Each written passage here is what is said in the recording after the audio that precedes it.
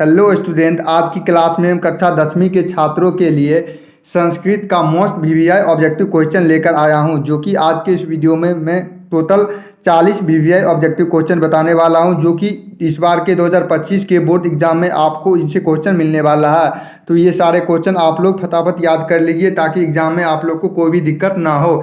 ये सारे question original question है, आप लोग इसे अच्छी तरह से याद कर लीजिए। देखिए, आपका पहला क्वेश्चन है, पाटलिपुत्र का बुद्ध काल में क्या नाम था? तो इसका सही जवाब हो जाएगा पाटलिपुत्र था। क्या था पाटलिपुत्र का बुद्ध काल में? पाटलिपुत्र। ऑप्शन नंबर सी बिल्कुल सही हो जाएगा। आपका अगला क्वेश्चन है, चंद्रगुप्त किस वंश का संस्थापक था? तो चंद्रगुप्त मौर्य वंश का संस्थापक था। किस वंश का संस्थापक था? मौर्य वंश का। ऑप्शन नंबर ए बिल्कुल सही हो जाएगा। और अभी तक आप हमारे चैनल को सब्सक्राइब नहीं किए हो तो चैनल को सब्सक्राइब कर लीजिए ताकि आने वाले सारे एग्जाम के ऑब्जेक्टिव एवं सब्जेक्टिव क्वेश्चन हमारे इस चैनल पे आप लोगों को जल्दी से जल्दी मिल जाएगा।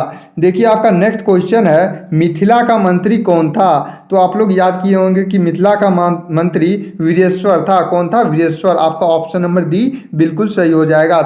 आपका अगला क्वेश्चन है, आलस कथा पाठ में किस दोष का वर्णन किया जाता है? तो इसका सही उत्तर हो जाएगा आपका आलस का वर्णन किया जाता है। किसका वर्णन किया जाता है? आलस का। ये सारे क्वेश्चन कई बार क्वेश्चन पूछा गया है, आप लोग इसे अच्छे तरह से याद रखिएगा। आपका अगला क्वेश्चन है, अच्युतराम की रानी कौन थी?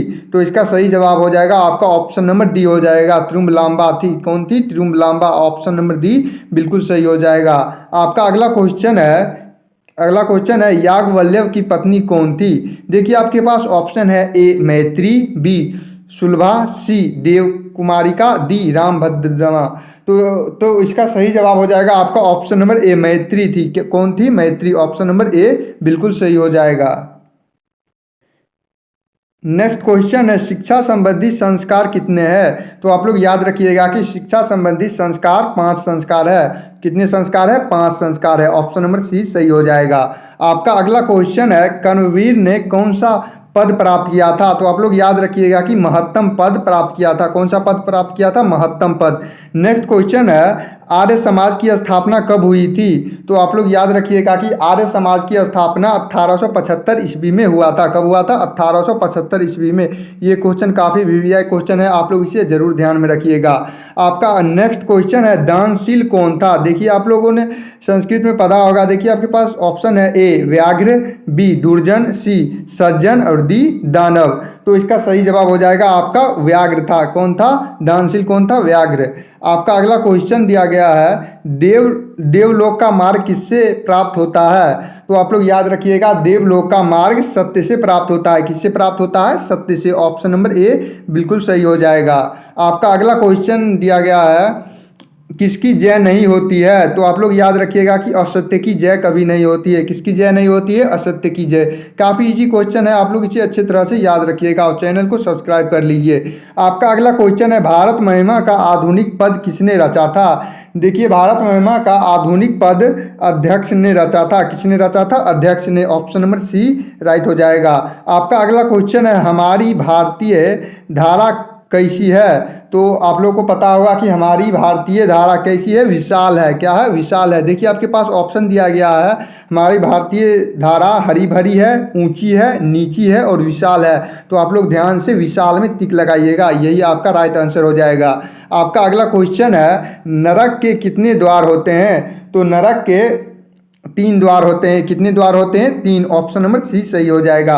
आपका अगला क्वेश्चन दिया गया है, मथुराधिपति कौन था? तो आप लोग याद रखिएगा कि मथुराधिपति श्री कृष्ण थे। कौन थे? Shri Krishna. Option number C सही हो जाएगा। आपका अगला क्वेश्चन है, कुल की रक्षा किससे होती है? तो आप लोग ध्यान दीजिएगा कि कुल की रक्षा आचरण से होती है। किससे होती है? आचरण से। ऑप्शन नंबर डी सही हो जाएगा। नेक्स्ट क्वेश्चन है, सबसे उत्तम शांति क्या है? तो सबसे उत्तम शांति क्षमा है। क्या है? सबसे उत्तम शांति क्या है? क्षमा है। आपका नेक्स्ट क्वेश्चन है, कर्ण किस देश का राजा था? तो अंग देश का राजा था। किस देश का राजा था? अंग देश का राजा था। ऑप्शन नंबर ए सही हो जाएगा। इससे एक और क्वेश्चन पूछा जा सकता है कि दानवीर कौन था? तो आप लोग टिक लगाइएगा कि कर्ण दानवीर था। कौन था? कर्ण। आपका अगला क्वेश्चन है भीखन तोला गांव कहाँ है? तो आप लोग याद रखिएगा कि वो बिहार में है। कहाँ पे है? बिहार में। आपके पास कुछ ऑप्शन रहेंगे लेकिन आप लोगों को बिहार में टिक लगाना है। ऑप्शन नंबर ए इनका सही हो जाएगा। आपका नेक्स्ट क्वेश्चन दिया गया है स्वामी दयानंद सरस्वती का जन्म कब हुआ था? तो स्वामी दयानंद सरस्वती का जन्म 1824 ईस्वी में हुआ था। कब हुआ था? 1824 ईस्वी में। ऑप्शन नंबर बी सही हो जाएगा। आपका नेक्स्ट क्वेश्चन है बचपन में स्वामी दयानंद सरस्वती किस नाम से जाने जाते थे? तो बचपन में स्वामी दयानंद सरस्वती मूल शंकर के नाम से जाने जाते थे। आपका अगला क्वेश्चन है स्वामी दयानंद सरस्वती किस समाज के संस्थापक थे? तो आर्य समाज के संस्थापक थे। किस समाज के संस्थापक थे? आर्य समाज के। आपका अगला क्वेश्चन है हितोपदेश के रचयिता कौन है? तो हितोपदेश के रचयिता नारायण पंडित है। कौन है? नारायण पंडित। ऑप्शन नंबर बी सही हो जाएगा। आपका अगला क्वेश्चन है व्याघ्रपथिक कथा के बाघ के पास किस धातु का कंगन था? तो सोने का था। किस धातु का कंगन था? सोने का। आपका एग्जाम में इसी तरह से देगा, आपको चांदी का था, तांबा का था, पीतल का था, हीरा का था, सोने का था। तो आप लोग को ध्यान से सोने में लगाना, और यदि सोना ना हो तो इनमें से कोई नहीं होगा। ऑप्शन नंबर डी में दिया होगा तो आप इनमें से डी में लगा दीजिएगा। ठीक है। आपका अगला क्वेश्चन है नीति श्लोकापात के रचयिता कौन है? तो नीति श्लोकापात के रचयिता महात्मा विदुर है। कौन है? महात्मा विदुर। ऑप्शन नंबर डी सही हो जाएगा।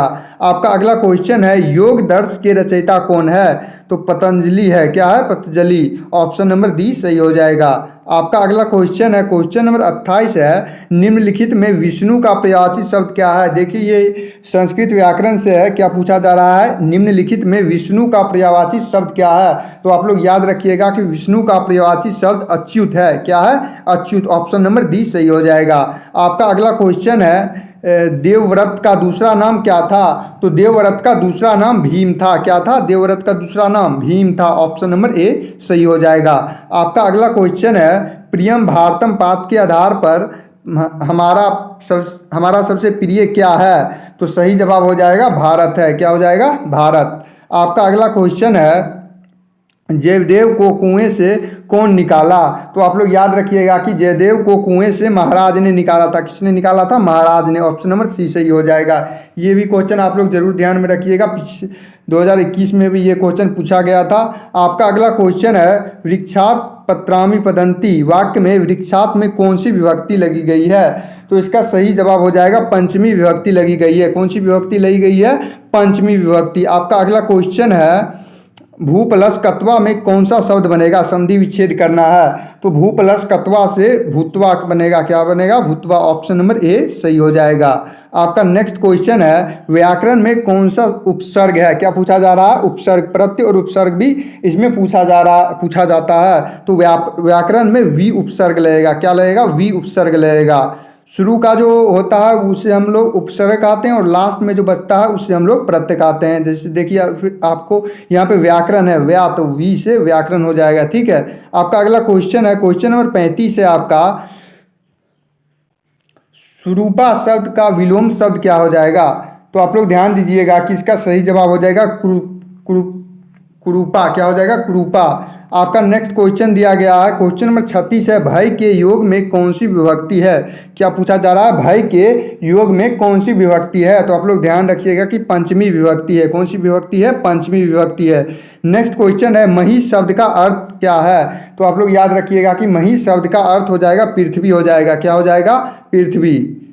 आपका नेक्स्ट क्वेश्चन है भुवा प्रभवा किस कारक का सूत्र है? सही जवाब हो जाएगा ऑप्शन नंबर बी हो जाएगा आपादान का है। किस कारक का है? आपादान कारक का है। नेक्स्ट क्वेश्चन दिया गया है राजपुरुष में कौन सा समास है? समास पूछा जा रहा है। तो आप लोग याद रखिएगा कि राजपुरुष में तत्पुरुष समास है। कौन सा समास है? तत्पुरुष समास है।